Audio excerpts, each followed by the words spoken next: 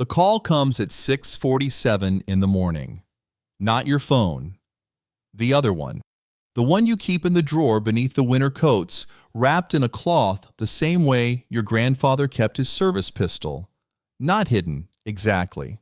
Just put somewhere that requires a decision to reach. You answer it before you're fully awake. That's the tell. You answer it the way you answer your alarm, without hesitation, without dread. That's how you know how far gone you are. Go back 2 years. You are 31 years old and sitting in a government building that smells like recycled air and bureaucratic patience. And you are watching a man who is objectively less capable than you receive a commendation in front of 40 people who are all clapping with the specific enthusiasm of people who want to be noticed clapping. You clap too. You are good at that now, performing the right emotion at the right volume. You have a clearance it took 11 months to get. You have a degree from a school people recognize. You have done real work, genuinely useful work, on 3 operations that are classified and will stay classified and will never have your name attached to them in any document that anyone will ever read. You are tired in the way that only ambitious people get tired. Not from the work, from the invisibility. That specific exhaustion has a taste. It tastes like the coffee in the break room. Burnt. Made hours ago. Nobody replaced it. Everyone just keeps drinking it anyway. His name is Marcus Hale. He finds you at a work function you almost didn't attend, and he is not loud or magnetic or memorable in any obvious way. He is the kind of man who is easy to underestimate until you notice he hasn't said anything unintentional since he walked in the room. He doesn't pitch you anything that night. He just listens. That's the move you miss at the time. He asks 3 questions and then listens for 40 minutes.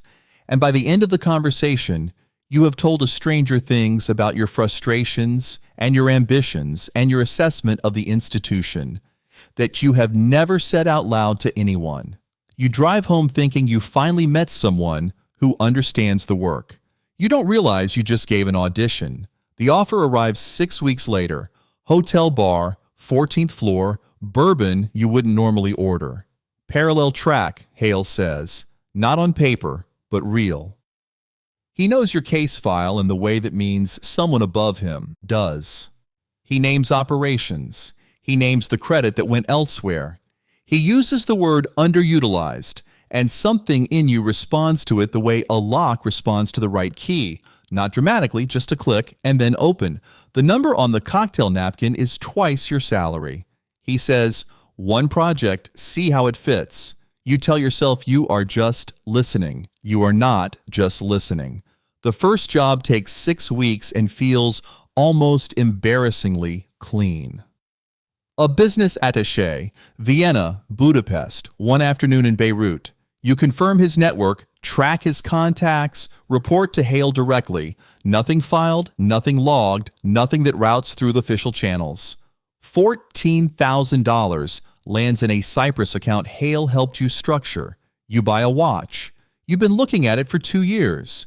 You tell yourself it's a reward, a milestone, a one-time acknowledgement of work that actually got compensated.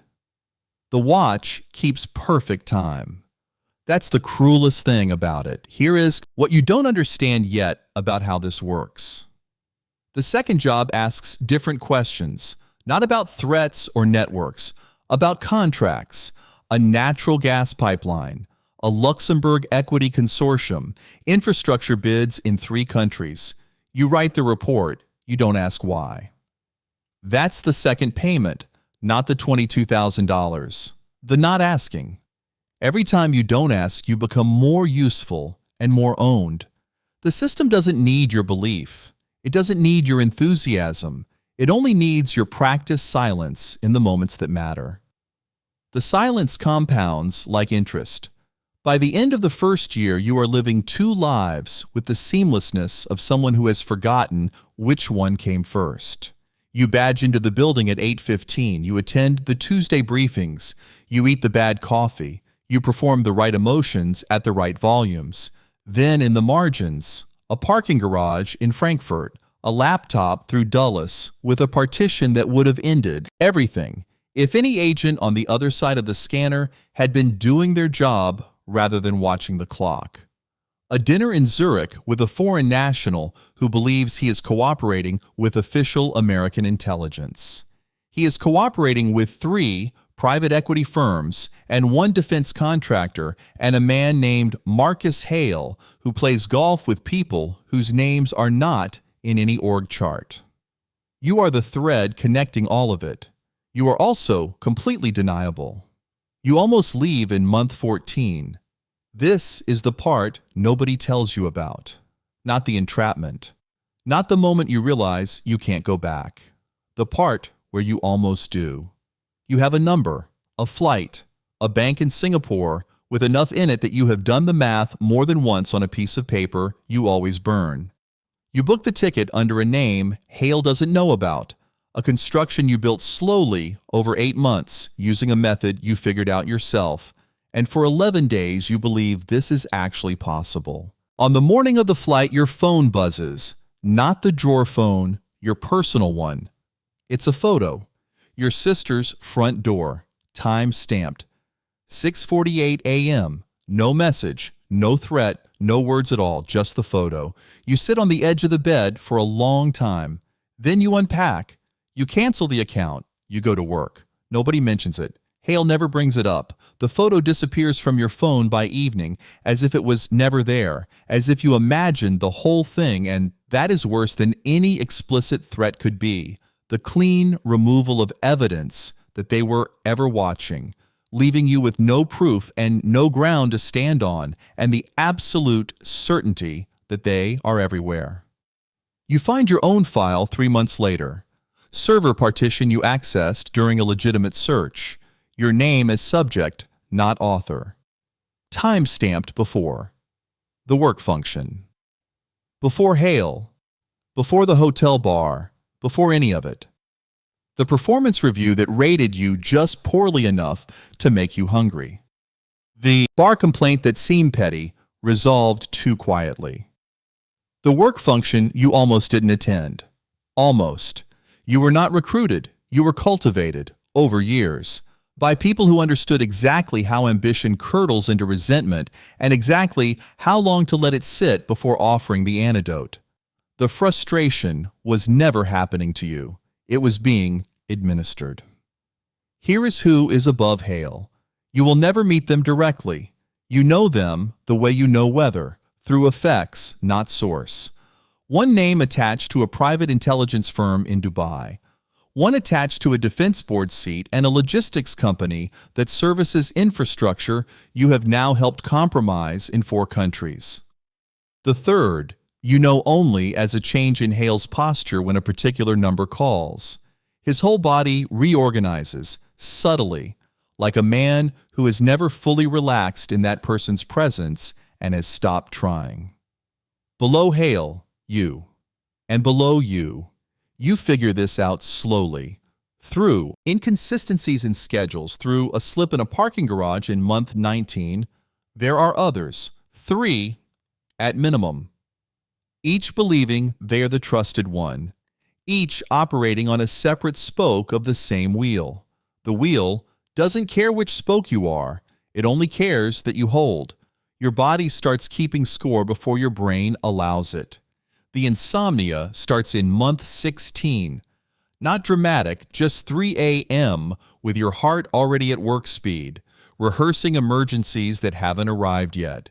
You develop small rituals you don't examine. The parking lot sweep before you leave. Back to the wall, always. The cars you check twice on your street in the morning. Your girlfriend doesn't use the word paranoid. She uses the word somewhere else. As in, you're always somewhere else even when you're here. You say, work pressure. She nods. She starts making plans that don't include you without announcing that's what she's doing. Quietly. The way people leave when they've learned that asking you to explain yourself is a conversation that goes nowhere. You notice. You don't stop her. The truth would endanger her. That's what you tell yourself. That the distance is protection. Maybe it is. Or maybe you have been inside the machine long enough that love now reads to you primarily as liability. Month 23. The source.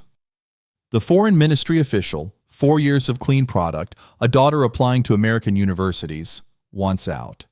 Hale calls it a pressure application. You sit outside the coffee shop for 38 minutes. You go in. You don't say the words Hale gave you, but you don't say nothing. You let the silence do the work. You let him feel the weight of what you're not saying. And he's a professional. He reads silence fluently. He understands. He stays. On the drive home, you stop at a gas station and stand under the fluorescent canopy in the cold and drink a water bottle all the way down because you need to do something with your hands. The guilt doesn't arrive that night. It arrives 2 weeks later, randomly during a Tuesday briefing, when someone uses his name in a slide. You look at the slide for exactly as long as everyone else does. Then you look away. The promotion comes in the official record 6 weeks later. Logged, documented. Your supervisor shakes your hand with the warmth of someone who doesn't know what it means. But you understand exactly what it means. It means the institution has caught up to the shadow. The official record has been adjusted to match the hidden one. The building now owns you the same way Hale does. You cannot be investigated without people above you being investigated. You cannot fall without things falling with you that nobody wants to fall. You are not protected because you are trusted. You are protected because you are now load-bearing. There is a specific kind of loneliness that money cannot fix. You know this now in a way you couldn't have understood before. You have a car you couldn't previously afford and savings that could end the conversation about the future and furniture that embarrasses you when your parents visit. Your mother ran her hand along the bookshelf once and didn't say anything about it, and her silence was more exhausting than any question would have been. You have become impressive in ways you cannot explain to anyone you love. The people who know what you are, you can't trust them. The people you trust, they don't know what you are. You live in the space between. It is not dramatic. It is just very, very quiet. On a Wednesday evening in November, you are standing in a grocery store and your phone buzzes. Drawer phone. New assignment, new city, new source, new account, and one line at the bottom in Hale's pattern, your arrangement has been extended indefinitely. You stand in the cereal aisle. A kid runs past you toward his mother, arms out, wanting to be picked up. She picks him up. You watch this. You stand there longer than a man buying cereal should stand in one aisle. Then you put something in the basket and go to checkout. In the parking lot, you load the bags and sit behind the wheel, and the engine ticks as it cools, and the November dark comes in fast the way it does, and you look at the phone. You think about the Singapore account that no longer exists. You think about the flight you never took. You think about a door photographed at 6:48 in the morning and the message that needed no words. The phone buzzes again. You answer it the way you answer your alarm, without hesitation, without dread. Somewhere across the city, in a hotel bar on a 14th floor, a man is ordering a drink for someone who hasn't sat down yet. He knows their file. He has been patient. He has let the frustration build to exactly the right pressure. He will use the word underutilized. It will unlock something. It always does. The machine doesn't need you to believe in it. It only needs the next one to.